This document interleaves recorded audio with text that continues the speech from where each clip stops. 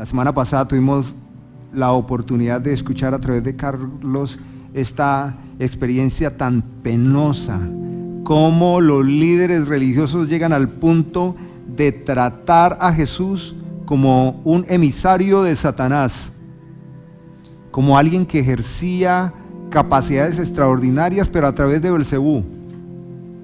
Esto es penoso, vergonzoso, y es la misma manera de obrar Satanás, o incluso a través de creencias religiosas. Muchas personas le adjudican a Satanás poderes que solo le corresponden a Dios. Jesús responde siempre de una manera tan práctica, tan fácil. Él dice, por sentido común, esta acusación no corresponde, porque Satanás no provocaría autodestrucción, porque nadie atenta contra sí mismo, porque un reino dividido no progresa, se destruye. Es tanta la tensión que produce Jesús entre la comunidad que su propia familia ya se ve afectada. No solo se ven avergonzados porque la gente va y le dicen a María, María, mire que su hijo está saliendo con esto y con otro. Los está poniendo en riesgo con los líderes religiosos. Por favor, háblenle a Jesús, porque parece que Él no los está ayudando a ustedes, los mete en problemas. Se juntó de nuevo tanta gente que ni siquiera podían comer pan. Entonces vemos a Jesús tan ocupado en un propósito en el que ya no está su mamá y sus hermanos. Pero su mamá y sus hermanos no solo tienen preocupación, sino que en otro evangelio nos dice que sus hermanos no creían en Él, se molestaban con Él, lo desafiaban a Él. Y frente a toda esa presión que hace el mundo religioso y también su familia, Jesús va a contar una parábola. Y es mi desafío, hermanos, porque ¿cómo poder explicar de manera sencilla algo que el Divino Maestro, experto en hablar sencillo, ya comunicó? ¿Cómo explicar algo fácil que Jesús ya lo hizo fácil? Pero esta es la parábola del sembrador. Marcos capítulo 4, versículo 1. Otra vez comenzó Jesús a enseñar junto al mar. Siempre va a destacar esto en el misterio de Jesús, y es enseñar. Siempre va a destacar. Algunos pueden ver a Jesús como un hombre social, misericordioso, como un líder de comunidades vulnerables, o otros pueden ver a Jesús como un hombre de obras sobrenaturales, y está bien que Jesús obró misericordia y también se manifestó poderosamente. Pero lo que siempre destaca del ministerio de Jesús es enseñar. Enseñar. ¿Por qué enseñar? Porque la revelación de quién es Dios se ha decidido a través de enseñar, y lo decidió Él mismo. Dios mismo se ha dado a conocer enseñando. Dios mismo hablando, comunicando. La distorsión de la imagen de Dios en el hombre se dio por Satanás, hablando, comunicándole, enseñándole una mentira, una perspectiva errada a Eva. Siempre la batalla de los seres humanos en el ámbito social, educativo y demás será en la transferencia de comunicación. Siempre lo que nos pone a pensar o a dudar es un pensamiento, un argumento, algo que escuchamos, algo que alguien nos ha dicho, y encontramos por palabras del apóstol Pablo que nuestra batalla siempre va a ser contra argumentos, contra pensamientos, contra lógicas humanas.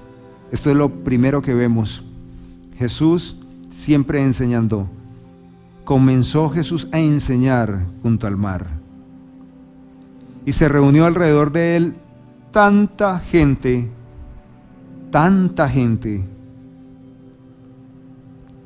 que lo que él pudo hacer para enseñar es colocar una barrera, subirse a una barca entrar al mar.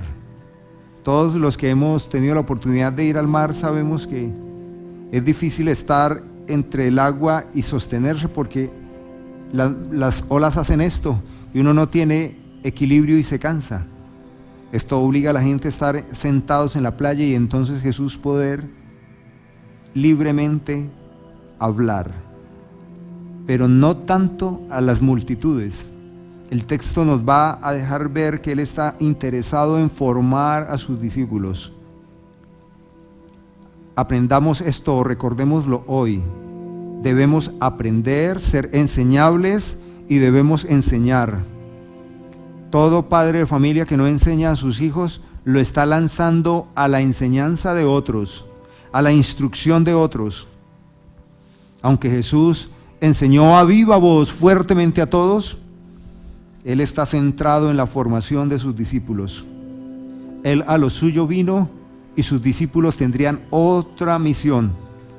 Pero les enseñó cómo se subió a una barca que estaba en el mar y se sentó, mientras la gente se quedaba en la orilla. Así fue. Entonces les enseñaba por medio de parábolas muchas cosas. Porque tenemos que aprender mucho, ¿no? Porque son muchas las mentiras que hemos recibido a lo largo de la vida y debemos desmontarla, ya que solo la verdad, conocer la verdad nos puede hacer libres. ¿Y libres de qué? De las ideas, de las enseñanzas que hemos recibido y que son mentiras, y son muchas de las cosas que debemos aprender. Y debe haber en nosotros esa disposición, esa actitud de querer escuchar y conocer al Señor. Y podría preguntarles en esta mañana, ¿ha venido usted con ese deseo de aprender algo, de escuchar al Señor, de que Dios le hable? Cuando uno ya pasa suficiente tiempo en la iglesia cristiana y se acostumbra a asistir, puede uno empezar a desconectarse de lo importante. Siempre debemos procurar aprender y pedirle al Señor, dame, Espíritu Santo, la capacidad de escuchar y aprender muchas cosas de ti y que se desmonten muchas cosas de mí. Les enseñaba muchas cosas por medio de parábolas. Qué recurso que usa Jesús, casi como hablándole a niños, con formas didácticas tan sencillas. Les enseñaba por medio de parábolas y les decía en su enseñanza, presten mucha atención, los que están distraídos, los que están con el teléfono viendo notificaciones, presten mucha atención, los que están distraídos jugando con arena en la playa, presten atención los que solo esperan cuando empiece la acción. ¿Cuál acción? Las señales milagrosas. Pongan cuidado, presten atención. Sentido de urgencia. El sembrador salió a sembrar, y al sembrar aconteció que una parte cayó junto al camino. ¿No les suena como redundante? El sembrador salió a sembrar, y luego, y al sembrar, parece cierto, alguien diría, pues, yo acostumbro a hacer esto, pero uno puede cometer errores, u otra cosa es si uno lo hace intencional. Esto es intencional. ¿Cuántas veces repite el sembrador? Sembrador, sembrar, sembrar. Capta la atención de una multitud que gran parte de ellos eran agricultores. Eran agricultores, eran herreros, eran carpinteros, eran pescadores. A eso se dedicaban. Jesús llama la atención y les cuenta una historia que se relaciona con la vida de ellos, porque en realidad lo que va a hacer Jesús con una parábola es decir el estado del corazón de las personas que estaban escuchando. ¡Qué inteligente es Jesús! Jesús pudo haberles dicho, ustedes están aquí, son una gran multitud, pero quiero decir que parte de ustedes son hipócritas, algunos de ustedes no están interesados en mi enseñanza, parte de ustedes son hijos de Satanás. Pero eso es como muy hostil, como muy agresivo. Así que Jesús no lo hace así. ¿Cómo lo hace? A través de una comparación. de aquellos que son sembradores. Pongan mucha atención. El sembrador salió a sembrar y al sembrar aconteció, acción, que una parte cayó junto al camino y vinieron las aves del cielo y se la comieron. Otra parte cayó en pedregales donde no había mucha tierra. ¿Qué pasó? Brotó pronto porque la tierra no era profunda, pero cuando salió el sol se quemó y como no tenía raíz, pues se secó. Pongan mucha atención porque otra parte cayó entre espinos y los espinos crecieron y la ahogaron y no dio fruto. 3 sembrados o 3 lugares donde cae la semilla. Ya de inmediato nosotros podemos suponer que esta es una parábola errada, porque tenemos la idea de que el sembrador es selectivo, prepara la tierra y va y pone la semilla en cada lugar. Y quiero que sepan que en ese tiempo también lo hacían así. Aunque había otro método de irla regando, pues también estaba el método de sembrar localizando. Pero Jesús lo hace de esta manera porque Él desea que ellos sepan esto, que nosotros también. Luego dice, versículo 8, pero otra parte cayó en buena tierra. ¿Y dio qué? Dio fruto. ¿Por qué? Porque brotó, creció y produjo exageradamente, ahora dice Jesús, al 30, al 60 y al 100 por uno. Por una semilla, 100. Esto es exagerado, pero así es la manera como Jesús está hablando de los corazones cuando son pecaminosos, que son exageradamente desentendidos, y cuando obra Dios en el corazón del hombre es exageradamente bendecido. Así es. Esta parábola, que es como tan sencilla y fácil de comprender para ellos, no crean ustedes que todos la entendieron. Hay cosas que son como aparentemente sencillas, pero cuando el corazón está persuadido por diferentes inclinaciones, cada uno la puede entender de una manera distinta. Y eso pasa en cada predicación. En cada exposición de la palabra, usted y yo estamos sentados escuchando y de acuerdo a nuestras necesidades e inclinaciones. Y si no somos orientados por el Espíritu Santo, la predicación puede terminar no siendo para nosotros. Así que alguien podría estar sentado y escuchando y decir, qué buena predicación, y tan de malas, tal que no vino hoy al culto. Podemos tomar una enseñanza y trasladarla y darle una interpretación distinta, aun cuando el predicador se esfuerce y lo haga de la mejor manera posible. Bueno, lo interesante de esta parábola es que siendo tan sencilla y que podría ser tan fácilmente comprendida por todos, no es así.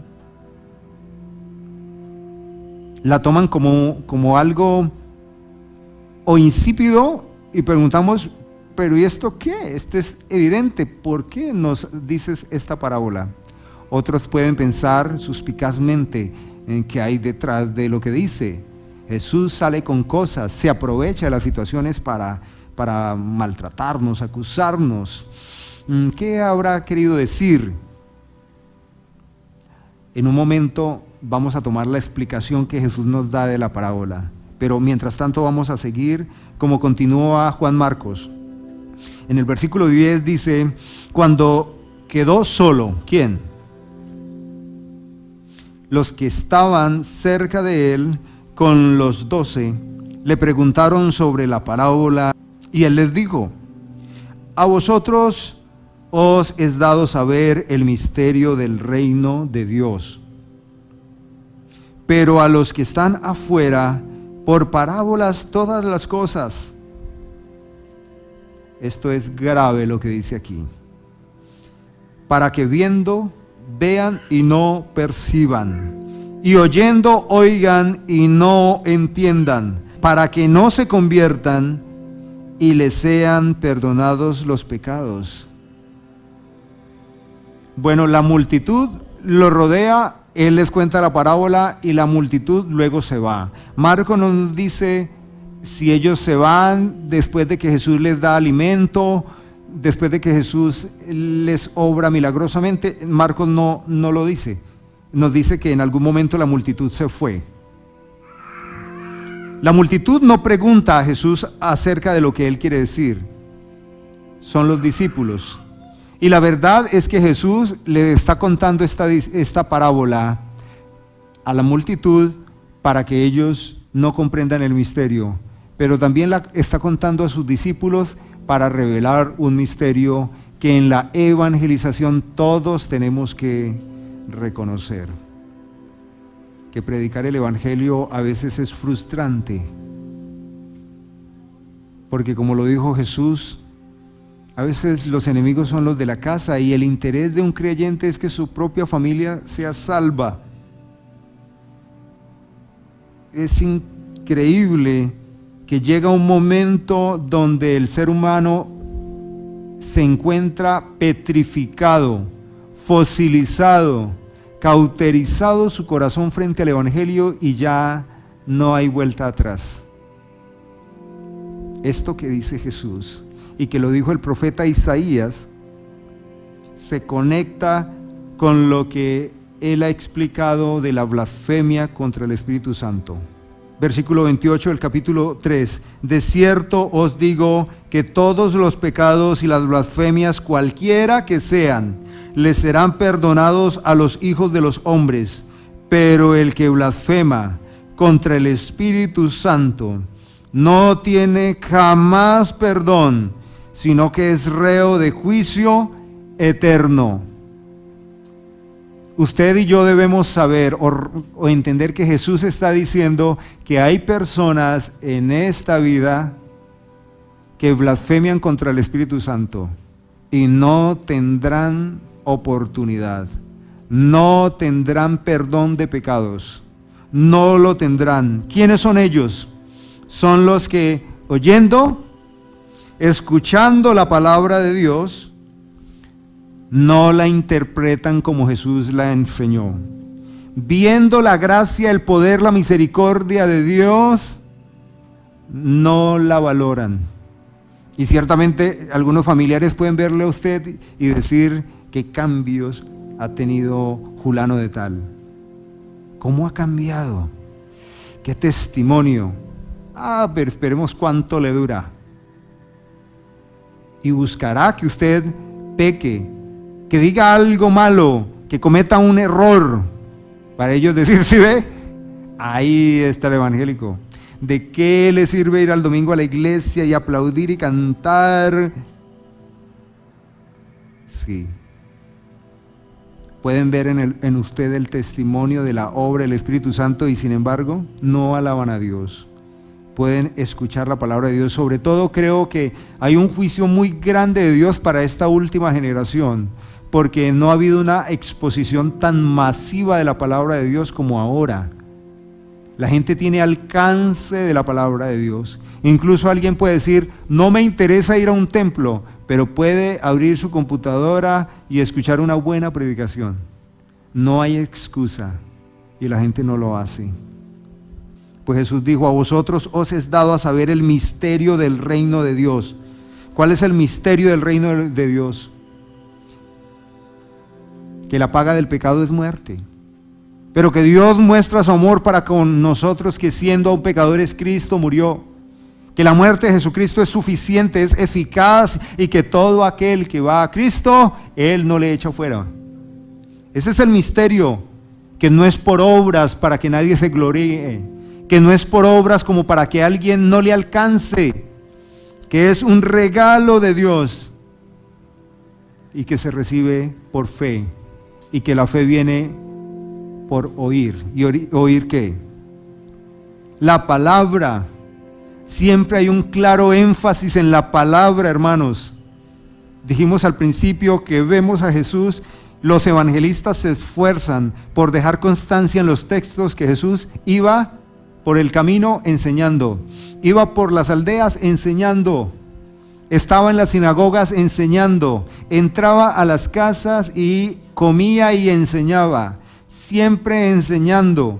¿Por qué queremos ser sensoriales, espirituales sin aprender? ¿Por qué hay una aversión de la gente por la doctrina bíblica? ¿Por qué la gente desprecia la escritura y abrazan los sueños, las visiones y profecías de hombres? ¿Por qué lo hacen? Porque, como lo dijo Pablo, se hace evidente el espíritu del anticristo o contra Cristo. Juan el Evangelista en el encabezado dice que Jesús es el verbo, la palabra, el logos. Y que esa luz, ese verbo vino al mundo y que Él es la luz para los hombres. Otra forma metafórica de hablar que Él es quien produce en nosotros el despertar, la libertad.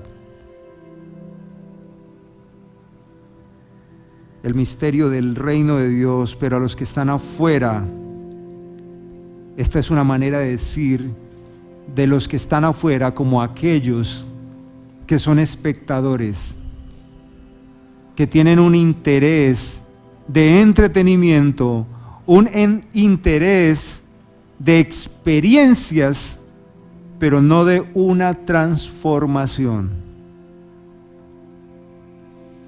Para este momento, en este contexto de la vida social política de los judíos, ellos eran en parte judíos y en parte griegos, helénicos. La filosofía había entrado a las escuelas, a las sinagogas, a la conversación callejera, y parte de lo divertido de la gente era conversar y plantearse en ideas. Jugaban con las falacias, con palabras, con preguntas. Les divertía muchísimo. Así como hoy hay grandes escenarios de entretenimiento, teatros de cine y actividades que mueven a la gente, estadios y que les permiten entretenerse y divertirse. En esa época, sin todas estas tecnologías que tenemos, también había formas de entretenimiento. Y temo decir en esta mañana que para muchos, para los de afuera, Jesús era una escena muy divertida. Jesús era una novedad. Camine, vamos. Escuchamos que está en Galilea. Vamos a ver qué va a suceder. Vamos a ver qué va a sanar. Eso yo no lo creo. Hasta que no lo vea, no lo creo. Vamos. Se convierte Jesús en una novedad. Jesús lo sabe. Pero este es un juicio que ya había dado Dios a través de Isaías, de aquellas personas que no ven la vida con responsabilidad, que no tienen dolor por su propio corazón, viven a partir de la diversión, pero no reconocen su necesidad de Dios. Y el Señor les habla por parábolas, confronta su vida. El apóstol Pablo dice que el evangelio, que para la gente de afuera es locura, que ese evangelio es vida para los que se salvan, pero que es olor de muerte para los que se pierden. Eso que dice Pablo es lo que dice Jesús con la parábola. Ellos escuchan esta parábola, pero lo único que les queda es entretenerse. Viendo, vean y no perciban. ¿Percibir qué? ¿Cuál es la razón? ¿Qué hay detrás de lo que Jesús está haciendo? ¿Cuál es el propósito eterno? Y oyendo, pues oigan, o sea, oyendo, se entretengan, como cuando usted va a un concierto. Oigan, oyendo, pues se entretengan. Pero una cosa es entretenerse y otra cosa es trascender, entender. Entender es algo muy difícil para alguien que está distraído. Entender es muy difícil para alguien que se sienta en la silla del culto y se pone a pensar en cualquier cosa o hace cualquier actividad ajena a conectarse con el mensaje. Y eso nos ha pasado a todos y pasa. Lidiamos desde el púlpito con los factores de distracción. Los docentes en las instituciones educativas tienen dificultades para poder dar una clase porque nos distraemos. Oyendo, oigan, se entretengan. Pero él dice, para que viendo vean y no perciban, oyendo oigan y no entiendan, pero esto tiene que ver con algo gravísimo, para que no se conviertan, para que no se conviertan. Esto es un misterio del reino, un juicio de Dios. Es el juicio de Dios. Jesús está diciendo que ha determinado que hay algunos que no comprendan, no entiendan, ni se conviertan. Convertir es arrepentirse, compungirse profunda, verdaderamente adentro en el corazón, verse en tal como están, para que no suceda eso, para que sigan sintiéndose bien, como aquel que dice, soy rico, me he enriquecido y de nada tengo necesidad, y entonces dice Jesús, bueno, la parábola es para que siga pensando que es así, y muera en sus delitos. Y Pablo dice, y solo le reste mientras respire una horrenda expectación de juicio, para que no le sean perdonados los pecados.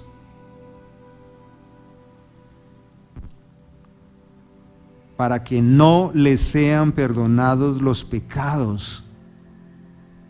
¿Acaso Jesús no es el Dios hombre compasivo que no quiere que nadie se pierda? ¿Acaso Jesús no vino a morir por todos? ¿Acaso Jesús no entregó su vida por todos? Pues no. Ni murió por todos, ni derramó su sangre por todos, porque si lo hizo por todos, todos son justificados. Porque el poder de la sangre de Cristo es suficiente para salvar al más incrédulo de todos los duros de corazón. Entonces, si hay algunos que escuchan y no entienden, si hay algunos que ven y no comprenden, y si hay algunos que con todo el testimonio de la palabra de Cristo Dios no se convencen y se arrepienten, no hay nada más que puedan hacer.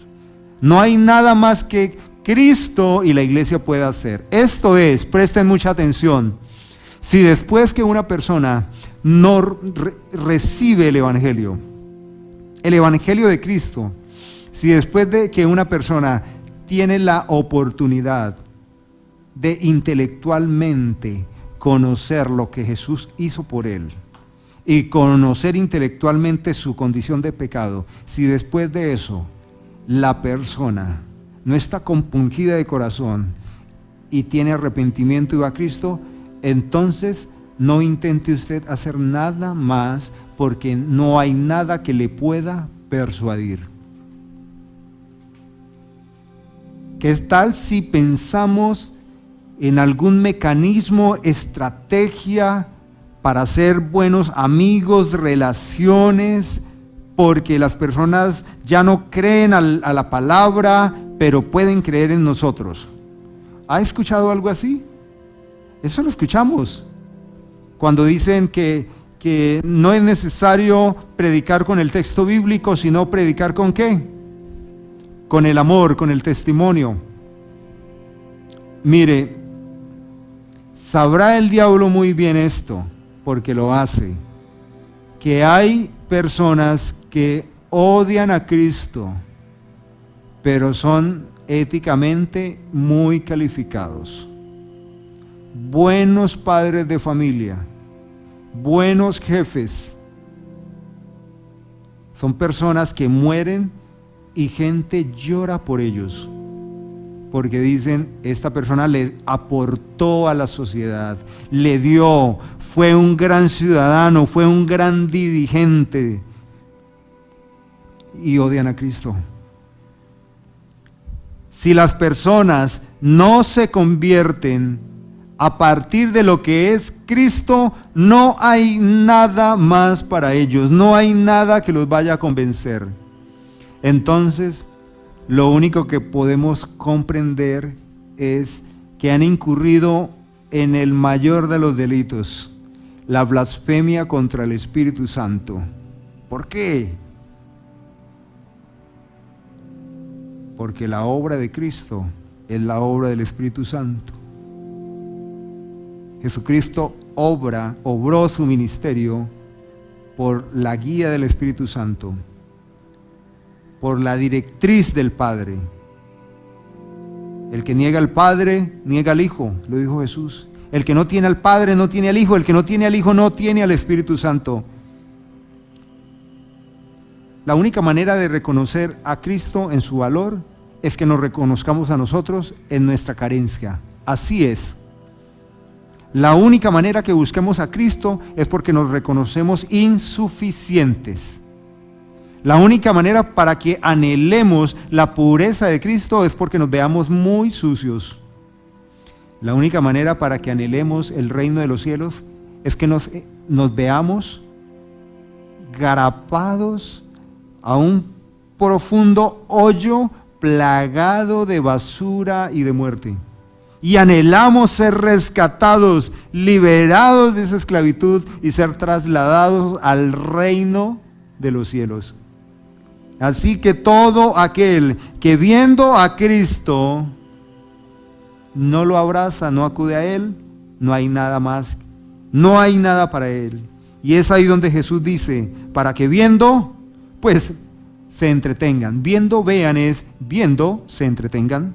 Entretengan a los sentidos, pero no perciban, no comprendan. Oyendo, pues oigan o se entretengan, pero no comprendan, para que no se conviertan y no les sean perdonados los pecados. Hay un juicio de Dios para los obstinados. Hay un juicio de Dios para aquellas personas que desprecian a Cristo. No puede alguien despreciar a Cristo y amar la fe. No puede alguien despreciar a Cristo, amar la iglesia. No puede alguien despreciar a Cristo y amar al ministerio y hacer todas esas cosas y estar unidos con Él al Padre. No. Todo eso se puede hacer, pero no estar unido al Padre. Ahora, esta es la respuesta que le da Jesús a sus discípulos cuando ellos preguntan, ¿de qué se trata? ¿Qué quisiste decir con la parábola? Ahora vamos, hermanos, y pongan mucha atención. El que tenga oídos en esta mañana para oír, que oiga. Y les dijo, ay, ¿cómo puede ser? ¿No entendéis esta parábola? ¿Cómo pues entenderéis todas las parábolas? Si no entienden esta, no van a entender las otras. El sembrador es el que siembra la palabra. En este momento inmediato, el sembrador es Jesús, ¿cierto? Él es el que está sembrando la palabra. Pero Él va a hablar entonces de lo que conduce al hombre a Cristo y con Cristo al Padre. El sembrador es el que siembra la palabra. ¿Qué es la palabra? El Evangelio, la buena noticia. ¿Qué es la buena noticia? Que hay salvación, hay redención, hay justificación para todo aquel que es pecador. Para él hay salvación. Como lo dijo Jesús, hay sanidad para los enfermos, hay justicia para los injustos. Esa es la palabra. Y el sembrador, el que la predica. Los de junto al camino son aquellos en quienes se siembra la palabra, pero después que la oyen, ¿qué sucede? Viene Satanás y quita la palabra que la sembró. Antes dijo, vienen las aves del cielo, porque es parábola, no figuradamente, pero ahora les está hablando espiritualmente. Viene Satanás y quita la palabra que sembró en su corazón. ¿Quién sembró la palabra en el corazón?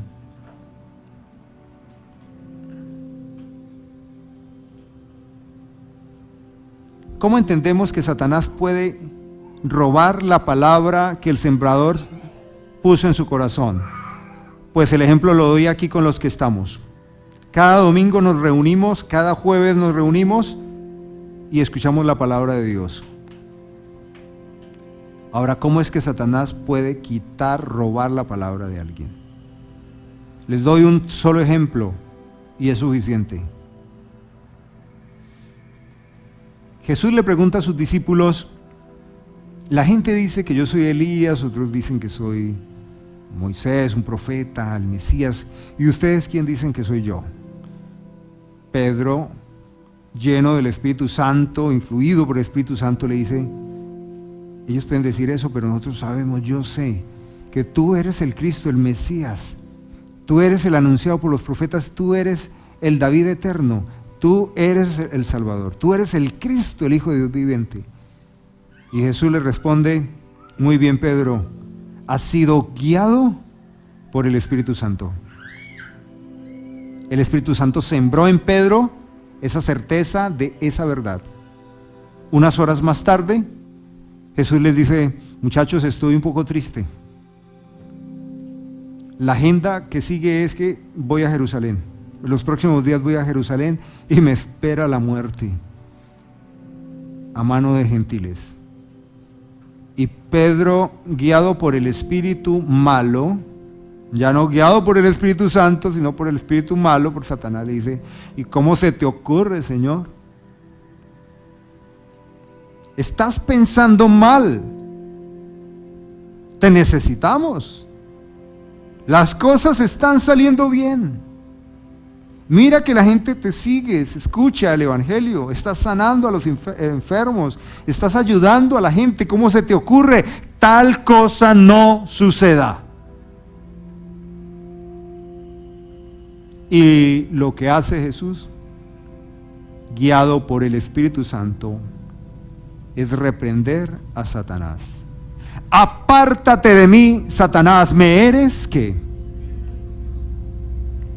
Ahora es Pedro, guiado por Satanás, persuadiendo a Jesús a que no cumpla el propósito eterno por el cual él vino. ¿Cómo le parece? ¿Cómo es que Jesús dice que los del camino son aquellos que escuchan la palabra, pero que vienen las aves del cielo, y luego él dice Satanás, y roban la semilla y se pierde? ¿Cuántas veces usted no ha escuchado la predicación y sale y conversa con alguien y ese alguien distorsiona ese mensaje? Incluso usted lo puede compartir y ese alguien distorsiona. Puede ser un compañero, un familiar, incluso al otro cristiano que le dice: pues fíjese que eso que predicaron hoy, no estoy de acuerdo. No, yo creo que ahí hay una parte como muy caprichosa del predicador, porque no, hay que verlo con más perspectiva. Y usted se queda pensando y dice: sí, de pronto voy a pensarlo, y se desentiende. Porque sobre todo cuando la palabra de Dios habla a nuestro corazón, nos afecta. Y la mejor salida, ¿cuál es? Desentendernos, ¿o no?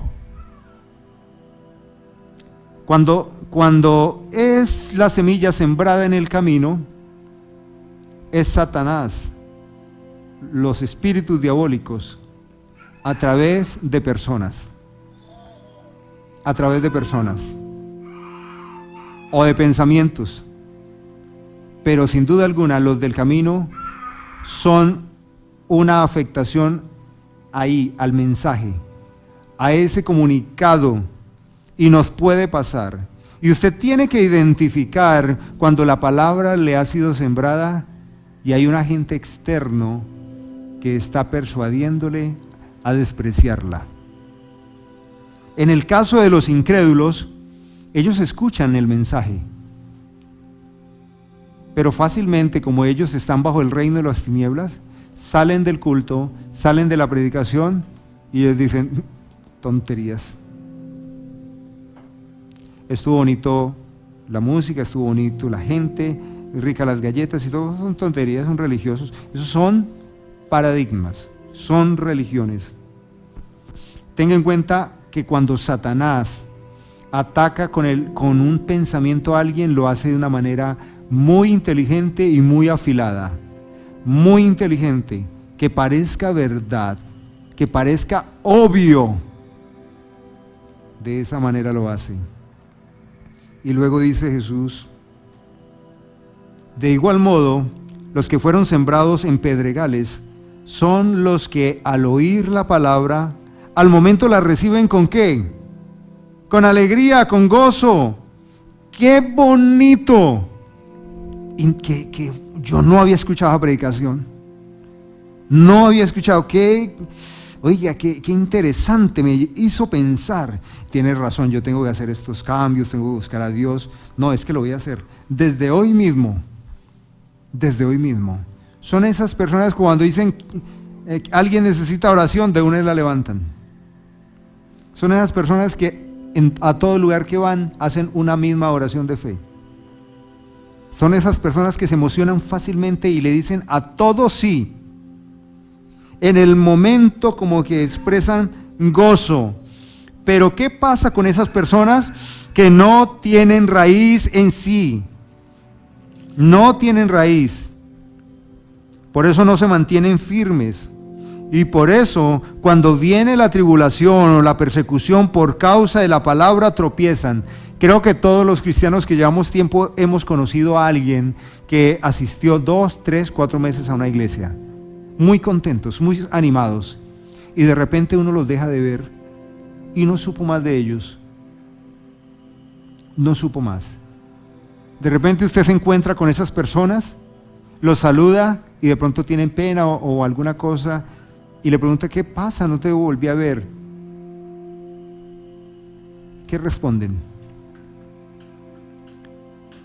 Pues responden de todo, pero sobre todo es que no he tenido tiempo, es que he estado muy ocupado. Otros responden: es que me invitaron a otro lugar y estoy aprendiendo más. Estoy aprendiendo más, estoy creciendo. Estas personas que están entre pedregales no tienen fundamentos. Y voy a darles un ejemplo bíblico. El apóstol Pablo, en la segunda carta al Timoteo, habla de la necesidad del fundamento y de aquellos que están aprendiendo siempre, pero nunca llegan al conocimiento de la palabra de Dios. Segunda carta a Timoteo, capítulo 3, versículo 7. Y alguien puede buscar Santiago, capítulo 1, versículo 8. Estas siempre están aprendiendo, pero nunca pueden llegar al conocimiento de la verdad. Yo conozco las personas que son como el corazón, como pedregales. Siempre están divagando. Y a estas personas no les gusta iglesias donde hay doctrina bíblica. Recuerdo hace unos años vino una pareja y se congregaron como 2 meses. Después de 2 meses no supe más de ellos. Ellos le dijeron a una hermana de la iglesia que aquí era muy bonito, pero que ellos eran dados a lo sobrenatural. Que ellos eran dados a lo sobrenatural. Y pues que aquí era muy bonito y se aprendía mucho, pero que no se veía el mover del Espíritu Santo. ¿Algunos de ustedes piensan lo mismo?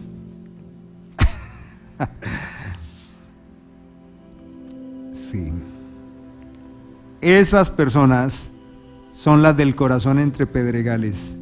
Se emocionan, les encantan los espectáculos y las ideas y que viene tal evangelista y tal cosa, pero ellos no saben palabra de Dios, no tienen doctrina.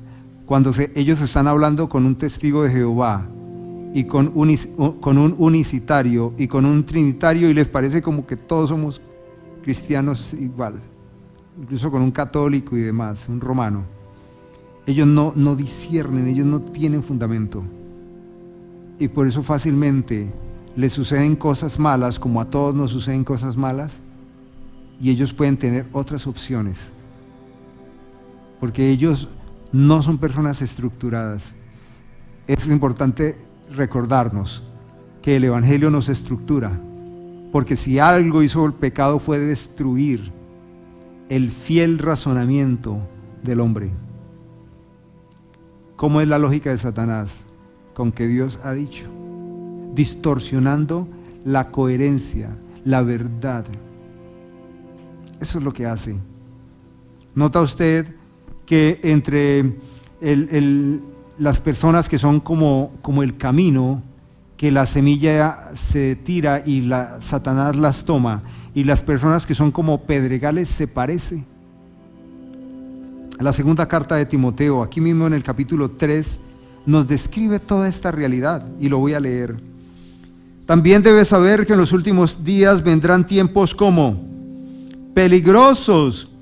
Habrá hombres amadores de sí mismos, ávaros, vanidosos, soberbios, blasfemos, desobedientes a los padres, ingratos, impíos, sin afecto natural, implacables, calumniadores, sin templanza.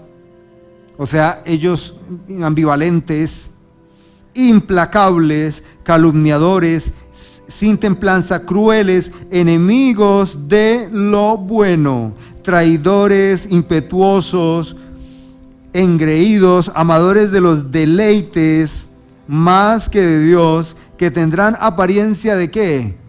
De piedad, pero negarán la eficacia de ella. A estos, evítalos. Está en el contexto de vividores que entran a influir y arrebatan la semilla, los del camino. De ellos son los que se meten en las casas y llevan cautivas a las mujercillas cargadas de pecados, arrastradas por diversas pasiones. Estas siempre están aprendiendo, pero nunca pueden llegar al conocimiento de la verdad. Y de la manera que Janes y Jambres resistieron a Moisés, así también estos resisten a la verdad. Hombres corruptos de entendimiento, reprobados en cuanto a la fe, pero no irán más adelante, porque su insensatez será manifestada a todos, como también lo fue a ellos.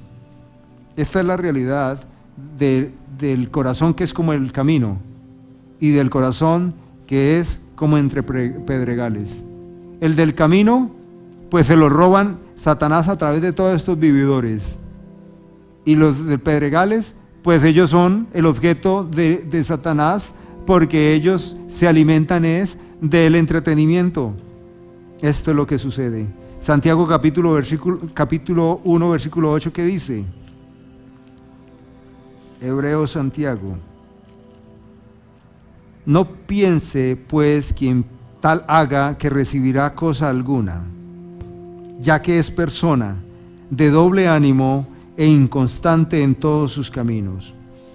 Santiago empieza diciendo o preguntando, ¿alguien es falto de sabiduría? Pues pídala a Dios, el cual la dará abundantemente y sin reproche. O sea, Dios le encanta dar sabiduría. Y luego dice Santiago, pero hágalo con fe, no dudando, porque el que duda es como las ondas del mar llevadas de aquí para allá, por todo viento de doctrina de error, porque es una persona inconstante en todos sus caminos. Este es el corazón, la descripción del corazón entre pedregales. Si usted es una persona inconstante en todos sus caminos, puedo asegurar que usted no ha progresado en nada. Pero aquí habla de ser inconstante en la fe. ¿Qué pasa con el corazón que es como en el camino y el corazón que es como en pedregales? Que ellos se perderán, que ellos morirán ahí, que no encontrarán la vida eterna en Cristo. Hay otro corazón, ¿cuál es? Entre espinos. Entre espinos.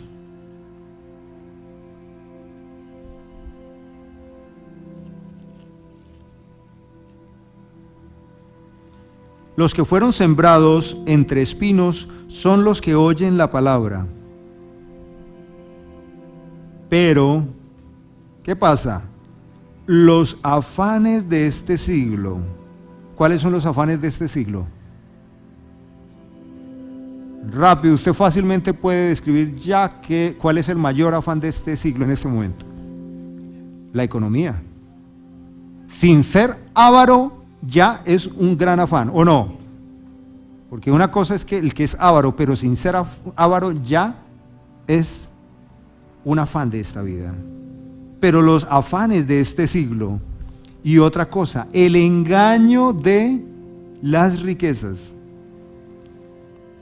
Ahora en las redes sociales, por todos lados dicen que usted como emprendedor puede hacerse multimillonario de un momento a otro.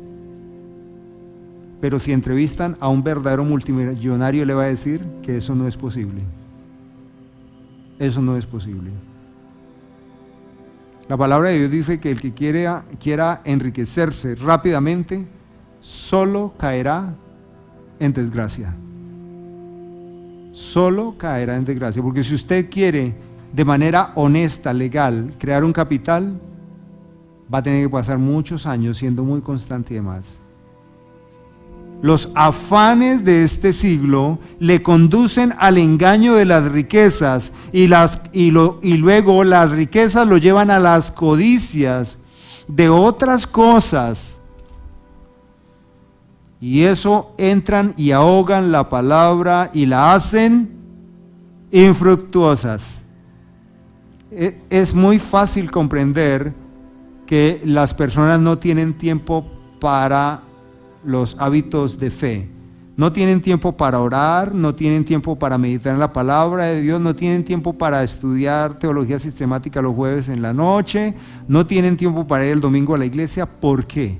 ¿Por qué no tienen tiempo? Jesús lo dijo, por los afanes de este siglo, por el engaño de las riquezas, por las codicias y otras tantas cosas. Todo eso entra y la persona dice: yo le pido a Dios que me dé un tiempito, yo necesito unos 2, 3, 4 añitos y aseguro mi pensión y ya me dedico a las cosas del Señor. Yo lo que necesito es un tiempito, ahora no tengo tiempo, porque si yo no consigo las cosas, a mí no me caen del cielo. Con ir a orar, a arrodillarme, a mí no me paga las facturas, así que la vida la soluciono yo mismo. Así lo dice, ¿cierto? Así lo dice la gente.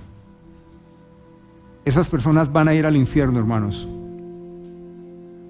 Porque esas personas se les va a hacer evidente tarde o temprano la blasfemia contra el Espíritu Santo. ¿Y cuál es la blasfemia? ¿Cuál es el efecto de la blasfemia contra el Espíritu Santo? Que oyendo no oigan y no entiendan. Que viendo no comprendan y no se persuadan. Y entonces no les sean perdonados los pecados porque no se arrepienten. Porque ¿a quién se le perdona los pecados? Al pecador. Y si yo no soy pecador, ¿a quién voy a ir? Lo único que causó que el leproso fuera rostro en tierra, tirado a Jesús y le rogara diciendo: si quieres puedes limpiarme, es que el hombre estaba totalmente allagado y perdido, dolido, enfermo y destruido. Y entonces él va a Jesús y dice: Señor, yo creo, si tú quieres, puedes limpiarme. Pero si alguien está bien, para él no es Jesucristo. Es muy delicado pensar que el corazón de alguien sea como el de los espinos, porque esas personas están muy ocupadas en ser exitosos. Están muy ocupados en dejar herencia a sus hijos. Están muy ocupados en cambiar la vida social, política del país y demás. Están tan ocupados, ellos no tienen tiempo para el Señor. Así que ellos podrían estar escuchando el Evangelio y dicen: esto es interesante, pero esto no es rentable. Primera carta del apóstol Pablo a Timoteo, capítulo 6, versículo 9 al 10. Pero los que quieren enriquecerse caerán en tentación y lazo y en muchas codicias necias y engañosas que hundirán a los hombres en destrucción y perdición. Ahí lo que hace Pablo es repetir lo que ha dicho Jesús en la parábola de este hombre, pero repite es afirmando lo que será su caída, porque raíz de todos los males es el amor al dinero, el cual codiciando algunos, ¿qué? Se extraviaron de la fe y fueron atormentados con muchos dolores. Está hablando de personas que fueron reconocidos como miembros de iglesia. Aquí está hablando de personas.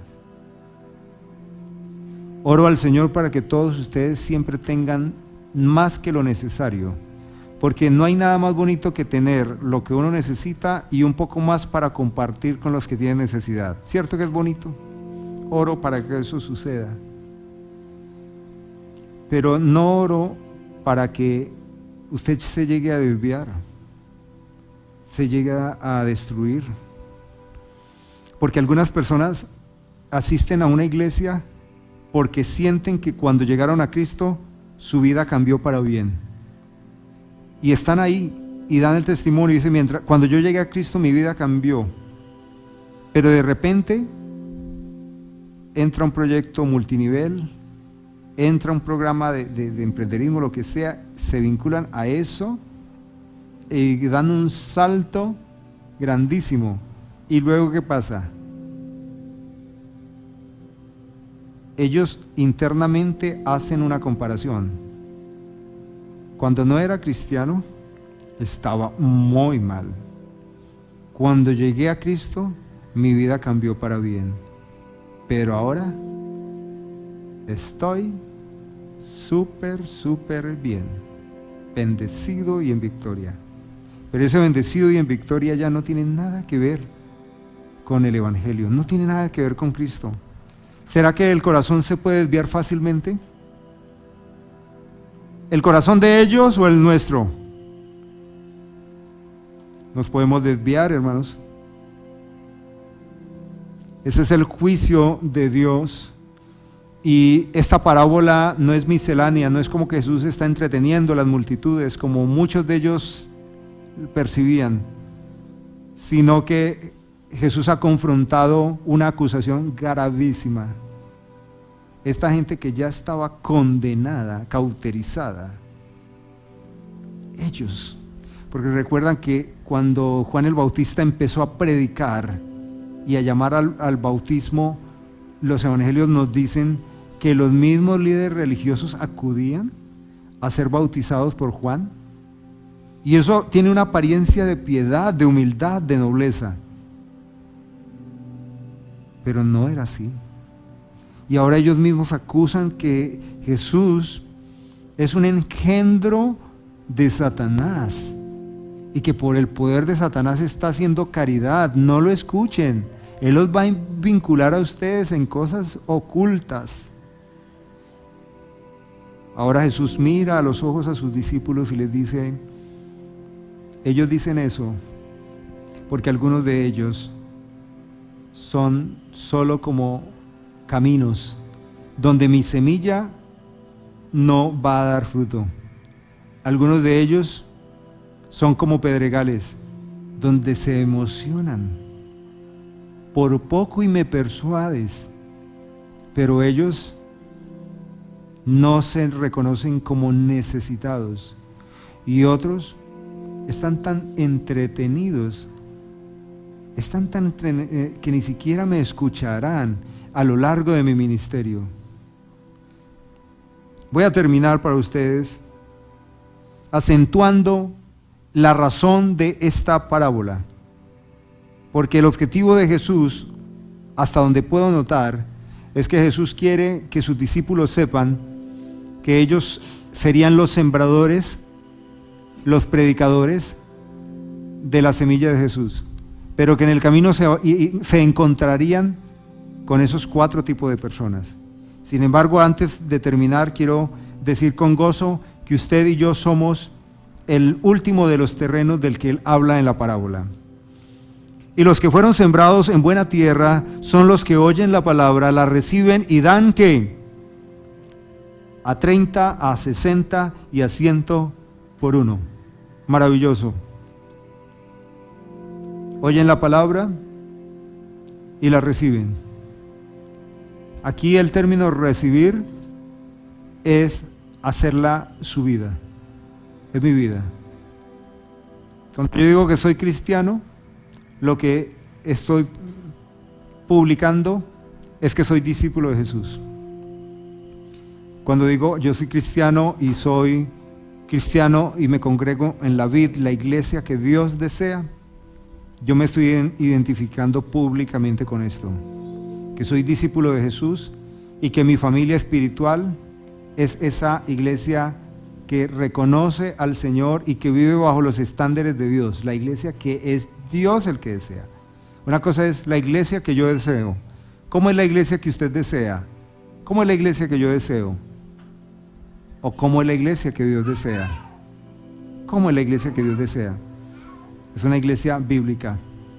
Tiene que ser una iglesia bíblica, porque la manera como podemos conocerlo a Él es a través de su palabra. Usted ha escuchado la palabra y usted la recibió, y entonces su vida da fruto. ¿Y cómo es que da fruto? Jesús dijo: yo soy la vid, mi Padre es el labrador y ustedes son las ramas. Pegados a mí darán mucho fruto. ¿Cómo es que un cristiano da fruto? Porque está injertado a la vid. El fruto no surge solamente por la rama. La rama solo es como el dispensario, es como la estructura a través de la cual la savia recorre con todos los minerales y nutrientes y hace reverdecer y produce el fruto. Esa es la razón, que en Cristo Jesús podemos dar los frutos de Cristo Jesús.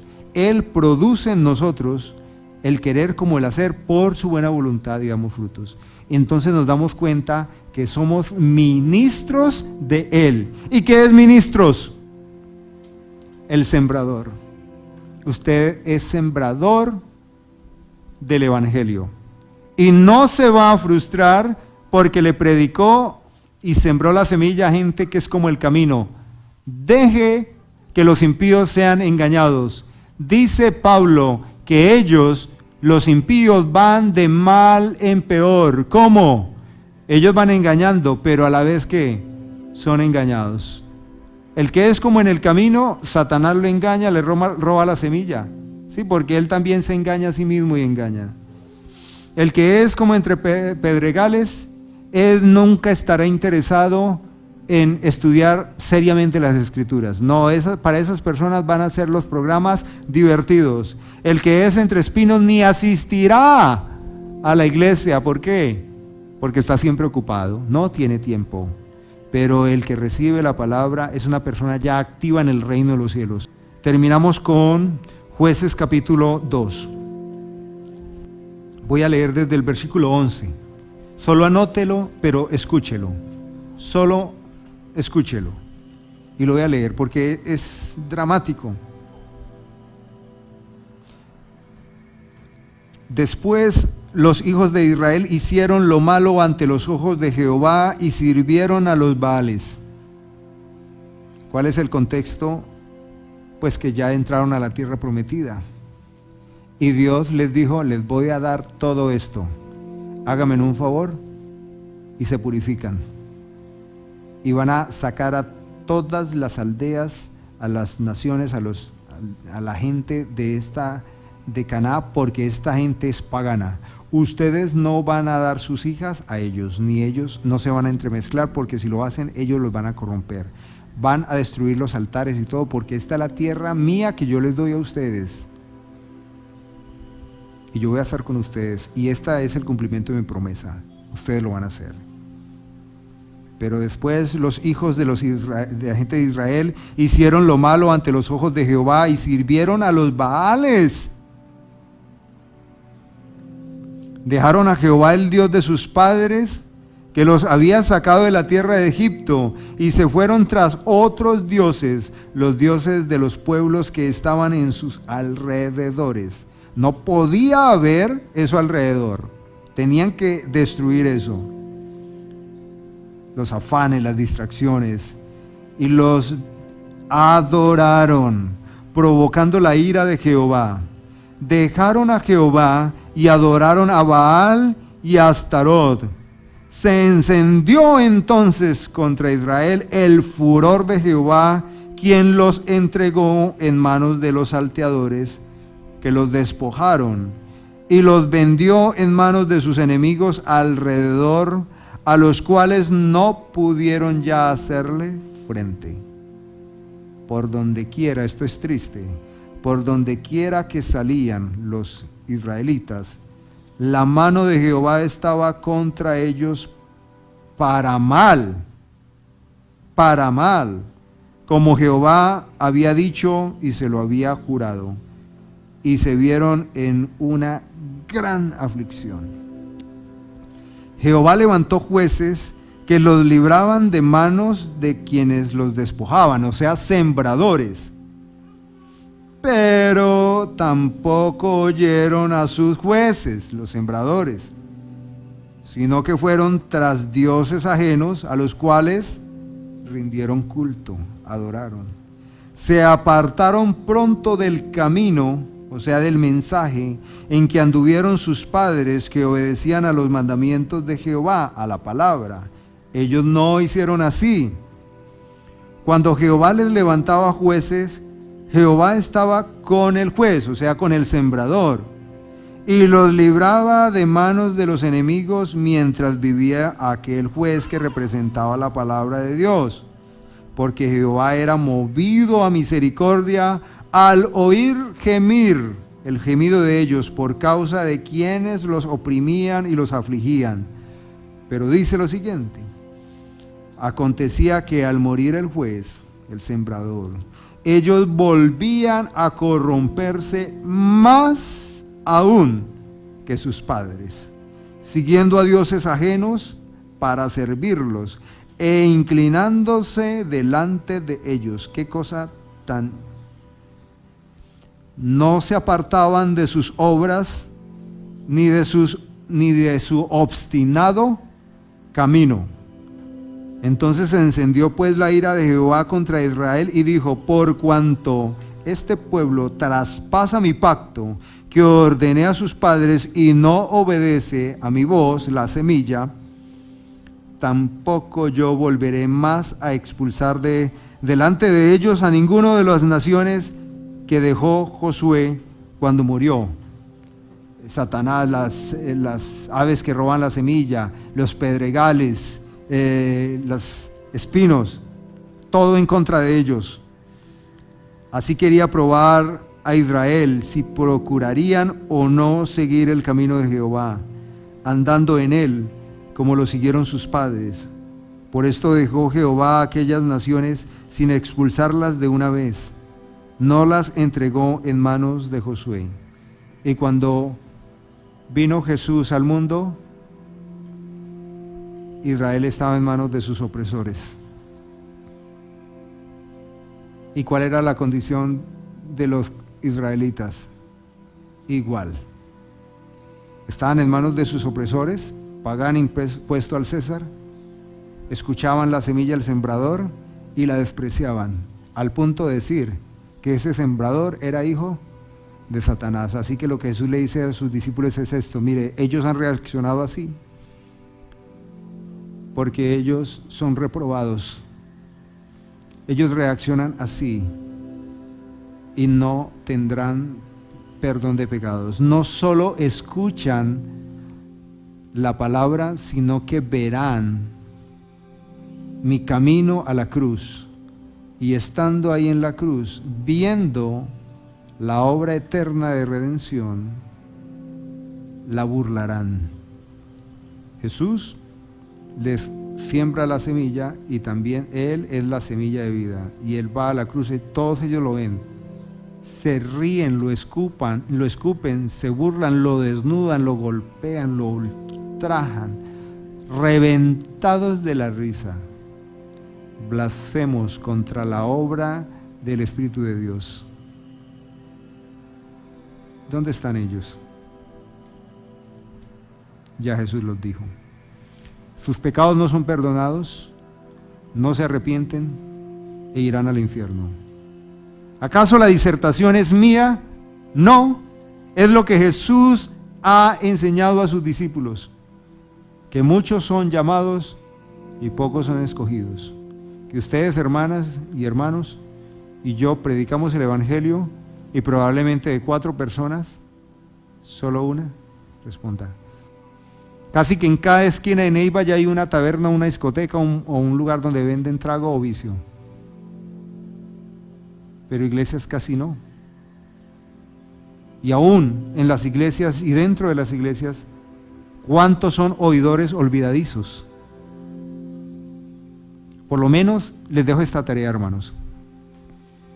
Oblíguese en fe y en amor, en convicción, a que esta palabra sembrada en esta mañana no se le extravíe en el resto del día ni de esta semana. Hágase preguntas en el transcurso de la semana. ¿Qué aprendió? ¿Qué le habló Dios acerca de la parábola del sembrador? Haga esa lectura y finalmente reconozca que usted es buena tierra, hija de Dios, hijo de Dios, y con el poder de Dios y su determinación, aísle todas esas conductas que se relacionan con esos terrenos fallidos, porque usted es el pueblo de Dios. Así que como pueblo de Dios somos los sembradores, y siembre la palabra de Dios y tenga la dicha de notar cuando predica el terreno al cual está predicando, y no asuma que esta otra persona se va a ir al infierno, por muy obstinado que sea, porque esa ya no es nuestra labor. Pero recuerde, mucha gente está muriendo y se va al infierno. ¿Por culpa suya? No. Cada quien dará cuentas delante de Dios. Pero Jesús en todos los terrenos dijo que a todos esos terrenos, sin hacer distinción, a todos les cayó la semilla. O sea que nadie tiene excusa. Qué privilegio nos ha sido dado por el Espíritu Santo que la semilla fue sembrada en nosotros, ¿cierto? No la desestimemos, hermanos. No se vean poquita cosa. No se vean inútiles, para que tampoco no se dejen ni menospreciar, ni robar de Satanás, ni de los afanes de este mundo.